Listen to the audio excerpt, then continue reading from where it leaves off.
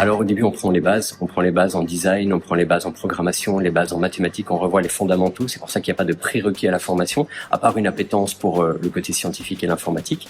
Et ensuite, ils iront de plus en plus profondément. Donc ici, scientifiquement, par exemple, dès la deuxième année, ils voient des phénomènes poussés comme la mécanique des fluides, la chimie, parce que ce sont ces phénomènes qui vont devoir être appliqués dans les jeux vidéo, les expériences qu'ils vont créer ensuite. Ils partiront bien sûr en stage et devront terminer leurs études par un travail de fin d'études qui est un projet concret qui répond à un besoin d'une industrie. Je suis très intéressée par tout ce qui est animation 3D et tout ça. Comme j'ai fait des études en art, tout ce qui est visuel m'intéresse énormément. J'ai une grande passion pour le jeu vidéo et j'ai toujours bien aimé m'intéresser à comment sont faites les choses, comment ça se fait que ça fonctionne d'une certaine manière et pas d'une autre.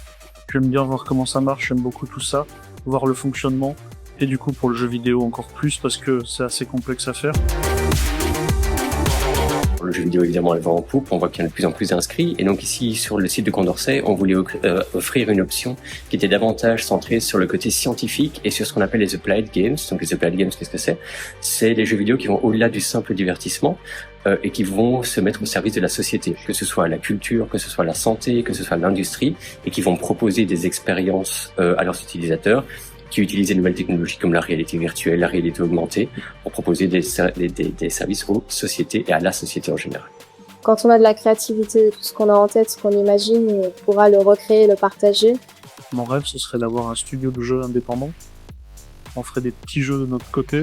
Ce serait vraiment chouette, avec une bonne ambiance.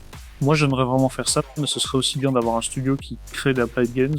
En bref, on ferait des jeux pour des sociétés qui auraient besoin de simulations, par exemple. Les étudiants vont évidemment pouvoir travailler dans le jeu vidéo de divertissement dit classique, puisqu'ils vont être formés dans les mêmes outils, à savoir les moteurs comme Unity ou Unreal, mais aussi à toutes les techniques de programmation nécessaires pour travailler dans le jeu vidéo de divertissement. S'ils veulent continuer dans le côté scientifique, ils pourront devenir évidemment des experts en gamification, par exemple, ce qui est rajouter une touche ludique à une expérience pour former les citoyens, pour sensibiliser les employés.